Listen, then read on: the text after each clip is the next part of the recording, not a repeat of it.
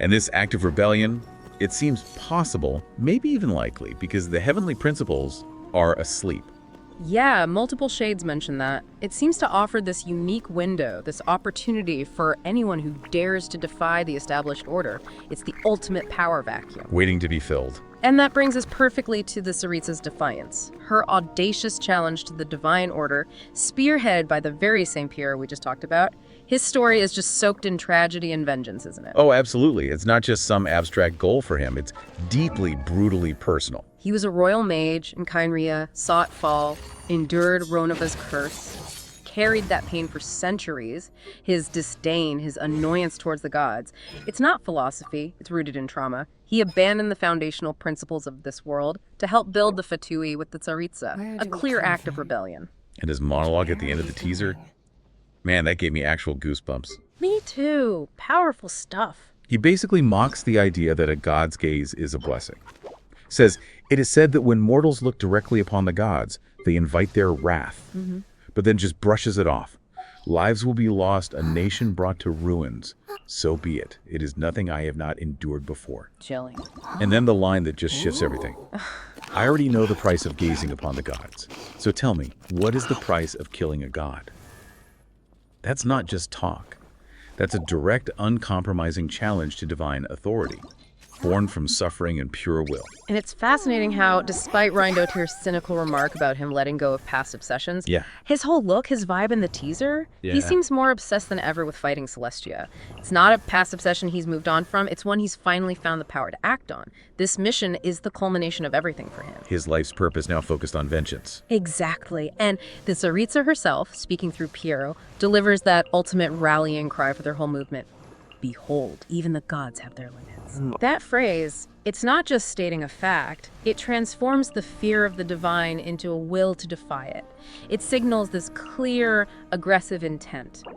Challenge, maybe even kill the heavenly principles while it sleeps. It's so bold, audacious, especially when you remember the shades just dismiss the cryo Archon, right? Calling your powers paltry powers. Yeah, paltry powers, daring to set her gaze on the heavenly principles. That contrast just hammers home the power difference, but also the Tsaritsa's sheer nerve.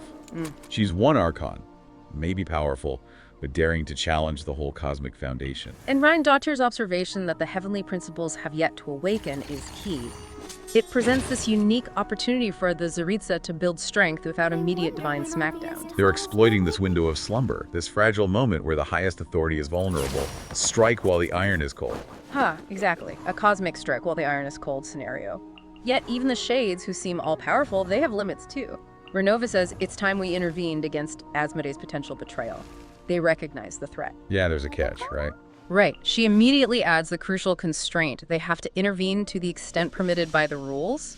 Even with the boss asleep, they seem bound by some inherent cosmic laws, a celestial rulebook. So they can't just go full power. Apparently not. It suggests this fundamental restriction on their power or actions, unlike the Tsaritsa's seemingly boundless ambition. It's fascinating. The beings who are the rules are still bound by them, while the mortals are trying to break them entirely.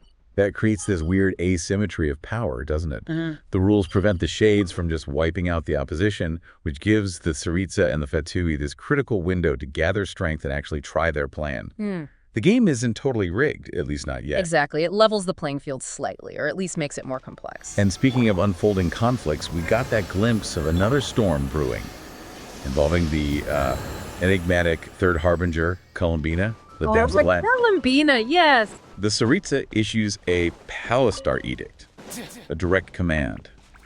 Summon all harbingers to Nodcray. That sounds important, right? Nodcray. Maybe a hidden base or somewhere key to the plan. Deep lore location. Definitely significant. And the order is to retrieve the damselette, whatever it takes. Whatever it takes. That sounds serious. And what's really striking is Columbina's appearance in the teaser. She's seen like glitching, distorting. In a field of white flowers, it implies her state is unstable, maybe not fully real, or she's changing somehow. Yeah, visually very unstable. Plus the order to make sure the Frost Moon Scions don't pose a threat, that clearly hints at conflict, or at least needing to keep them away from her. Who are the Frost Moon Scions again? That ties into the deep lore, and specifically into Minslip's really detailed, though speculative, new moon theory about Columbina. This is where things get really interesting, tying into Teyvat's oldest history. Okay, lay it on me. The new moon theory. So this theory goes back to Teyvat's 3 ancient lunar goddesses. They supposedly governed the world before the Archons, maybe even before the heavenly principles took full control. The Frost Moon was one of them, a central figure worshipped by these Frost Moon scions, also called Moon Children. 3 moons. I remember reading about that. Legend says these moon sisters were among the original gods. Their fall shattered the world's balance and led directly to the curse on the Sealies. Right. The Sealies used to be angelic, human-like beings, but got cursed after the first angel and the Voyager fell in love, turning them into the wisps we see. Exactly. But the theory suggests maybe not all Sealies degraded equally. Okay. It argues Columbina, who still has a full humanoid form and even angel wings, could be one of these rare exceptions. Maybe she held on to more lunar essence or was protected somehow? There's Artifacts lore, the finale set, talking about the first angel and Voyager spinning fallen moonlight into flawless flesh and blood for their creations, directly linking high-status angels, like Sealies were, to the moon goddesses. Wow, okay. That connects her ancient past to her current form. What about the Fatui connection? Well, we know the Fatui, especially Dotore, experiment with broken or artificial divinity. Remember Scaramouche? Oh, yeah. The god-making attempt. So the theory suggests maybe that Tsaritsa or her scientists found Columbina as a fading Sealy wisp and figured out how to stabilize her original angelic form. Her glitching in the teaser, then. It's not just style. It's a visual clue that this stabilized form isn't permanent. Maybe it's slipping or she's undergoing another change. It's unstable power. Okay, that makes sense of the glitching. What about the new moon part? This is where the prophecy comes in, making Columbina potentially crucial. The Song of the Welkin Moon event talks about a new moon rising from the ashes of the shattered 3 moons.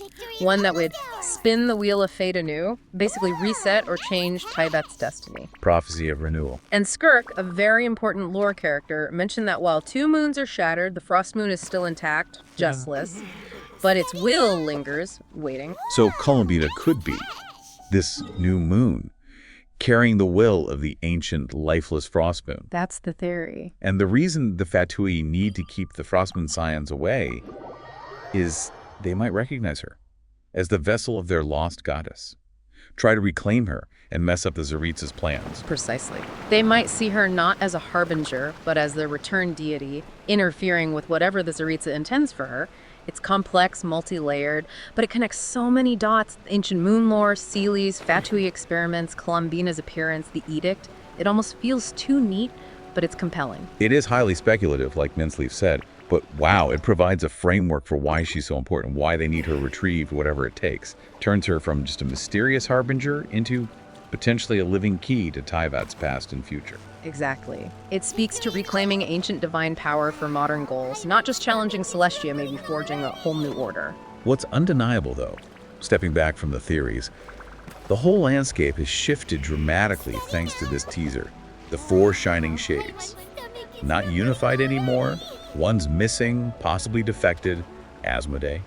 Another's merged with a sinner, doing destabilizing experiments. Nefarious Frinidad here. The divine order we thought existed is clearly crumbling, or at least fractured. Yeah. This feels like a massive turning point for Teyvat. The Fatui and the Tsaritsa directly challenging the sleeping heavenly principles. It means gods aren't unquestionable anymore. The narrative's moving into uncharted territory. Lines blurring between mortal and divine, future totally uncertain. It's definitely not just the traveler's personal quest anymore, is it? It's a full-blown cosmic struggle for the fate of the world. So what does this all mean for us, the players, for Teyvat? We got the full reveal of the shades, Asmodee's shocking defection, and those wild theories about her master Pierro and the Tsaritsa's audacious plan. Yeah. This teaser really did change everything we thought we knew. It really did. This deep dive, I think, suggests Teyvat's entering a new, much more volatile phase. Traditional boundaries between mortal and divine, blurring. Gods themselves, not infallible, not immutable. The world's fate isn't just being arbitrarily decided by some unseen council anymore. No. It's being actively shaped by these powerful, conflicting forces, ancient ones, newly aligned ones. It makes you really question the nature of authority, of power in this whole struggle. Where does the true will of Teyvat even lie now? So, with the heavenly principles seemingly asleep and the gods' limits being pushed, How will the very idea of divine authority change? And what role will mortals like the Tsaritsa, like Pierro, like us, ultimately play in maybe dismantling it or redefining it completely? That's the big question to ponder, isn't it? As we wait for whatever comes next in Teyvat's grand story. Welcome back to the deep dive. You know that feeling when just like one piece of media drops, maybe just a small bit of info?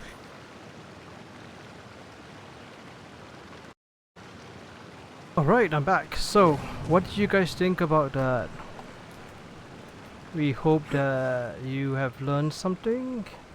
Like I said, I'll make like shorter videos or more comprehensive videos based on your questions. So make sure you have your questions down below in the comment section.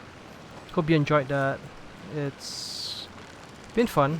I mean, I learned a lot as well from the research that has been presented before us. So I hope you enjoyed it. I'm actually right now catching fish and trying to get the achievement. I think I am 800 something. I need about 100 more fish in order to get the achievement. So let me check if I have another like podcast episode that we have created but haven't shared yet. I think we do. Let me just find something. Actually, what I really want to know is if you enjoyed this, would you like more podcasts? And what kind of podcast subjects would you like? I really want to know, and we really want to make more law-related podcasts and episodes. I think it's really interesting because now that there's so much revealed in Genshin, it's about time that we put all the pieces together, because I know a lot of people who skip dialogue, especially the story. They just click and then they don't really know what's going on. So I mean, that's your playstyle and I'm not here to judge, but I'm just saying that you miss a lot of stuff, especially the nuances and the pathos and the ethos, I guess. How to get out of this? Okay, so yeah, if you like this kind of stuff, it helps you to understand what's going on. Yeah, like I said, ask questions and then we'll try our best to present you with the answers in a more compact version, I guess, in the future. But I also enjoy, listening to stuff like this because I learn things as I play the game instead of just, exploring, which I love exploring, but I've really explored pretty much everything. So waiting for the next version. I really want to see what is going to happen in the future versions. I don't know. I think it should be around here somewhere, right? Or maybe where's the Marjvari? It should be around here, maybe. That'd be nice if it's like right here. Lots of places to explore. Or maybe even further out here, which means you have to travel further out, or maybe down below here or somewhere here. Probably not here because it's a very small area. But as you can see, I have 100% everything, so really want to explore more. I just found 2 chests today, so that's surprising. But it is what it is, right? So I guess I need to do a better job at exploring, or maybe there's like hidden chests that I don't even know exist somehow in the world, which I can only explore so much. But ooh, who are they attacking? Let's go help out. Nothing personal. Nothing personal indeed. Why are you immune to it? Are they actually immune?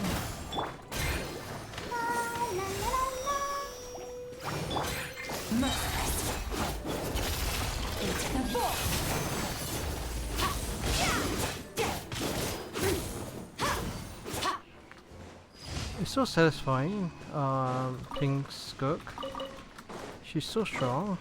I feel like she can be stronger, obviously, but like she's still already pretty strong, and I should actually go like help people out. What is Norway? Okay.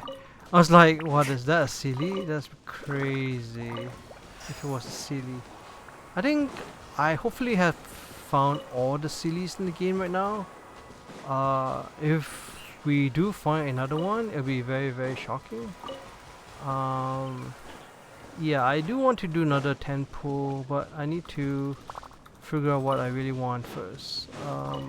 Because I think right now, like this one's 6, right? So I need to find 4 more people to level up, but probably not going to be this week. It might be next week. We'll see. Because I think I've like already leveled up pretty much everything I can leveled up. I mean, there's a quota every week, right? Of just how much you can use or should use. Help protect us. I think a good indication is to use 500,000 every week. And I know some people just don't care about that, so they spend, and in the end, like, you know, they don't have enough Mora, I think. I mean, like, if you really have to use and budget your Mora, then go ahead. But maybe you don't have to. Maybe you should, depending on like what your situation, I guess. Okay, so I think we are just exploring now. Hopefully, I should maybe find another chest. Oh, there is no way.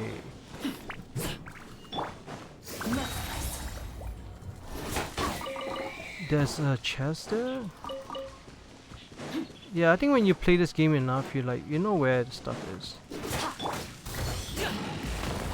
I mean, like, you see it point this direction and you kind of can tell. I don't see it anymore for some reason. It's further down there. No way, is this a chest? Oh my goodness. Good things come to those who Wow.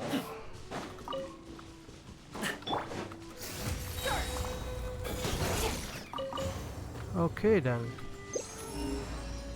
There's another one to be hilarious. Let's dance.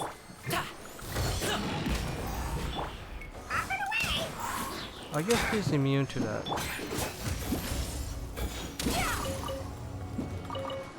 Let's go wait for the come back down and then deflate it.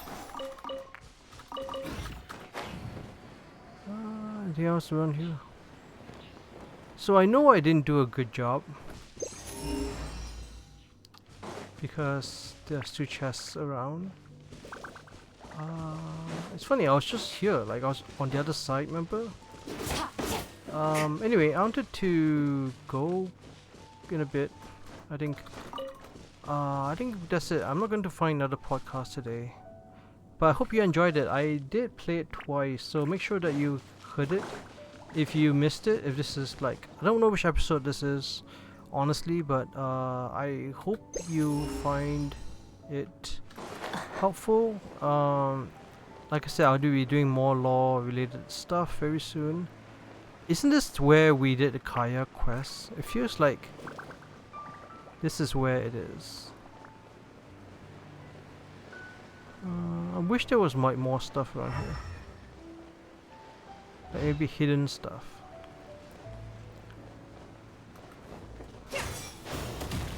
That'd be really cool. Nope, nothing here.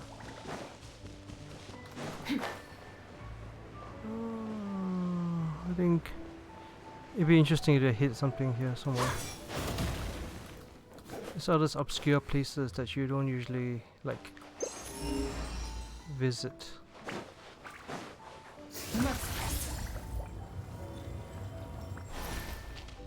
Oh, okay. I guess we can just keep going around this island. Technically, right? Doesn't her burst cause frost or crying? Alright, let's just go to that little place here. Oh yeah, where is the abyss? I need to check the abyss. I feel like it's going to be soon. Let me check the abyss real quick now. It's right here actually. So 6 days. I have 33. So okay, I need to do the Imaginarium, I think. How many days do we have for that? I think maybe 2 weeks. 22 days. Okay, I'm good. I'll do that eventually. Not today. Just a little tired. Oh, okay. So I am going to look for a few of these people to talk to right now, and then we'll go and yeah, we'll go and make some videos about the questions you guys have about the law. I think that'd be kind of cool. Where is... oh, there he is. Why is he like always there? He likes to camp out around this like hollow tree, I think.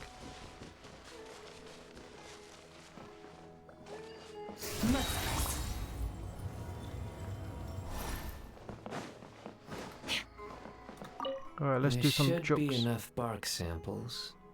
Next, soil collection. What you doing? I came here to assist Tainari with collecting plant samples. He directed me to come collect bark around here. But these trees are covered in mushrooms, and I have to clear them away. It's not easy. I can't help but wonder just how these mushrooms got to that size. Environmental factors. Right. Tainari also talked about how the environmental factors influencing the growth of fungi are extremely complex and varied, each interacting with the others. Even the smallest change in one variable can greatly impact their growth process. What? No jokes? No, I've simply been pondering a question these past few days. Which Do is? you know why fungi only grow on trees and not on grilled meat? Oh, this is the joke. Because that's what they've always done. They're all vegetarians. Oh my goodness. Okay, I knew he was gonna have a joke somewhere. Alright, let me change it back to my collection.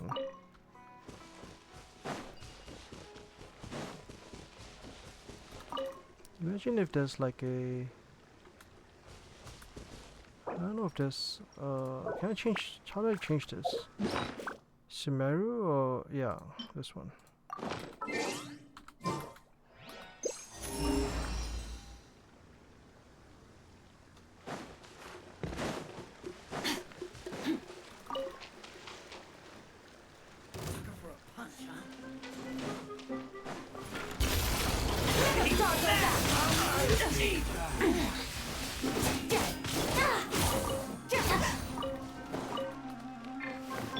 Let the show begin. I'm getting sick of this game. That sounds like there's a special effect.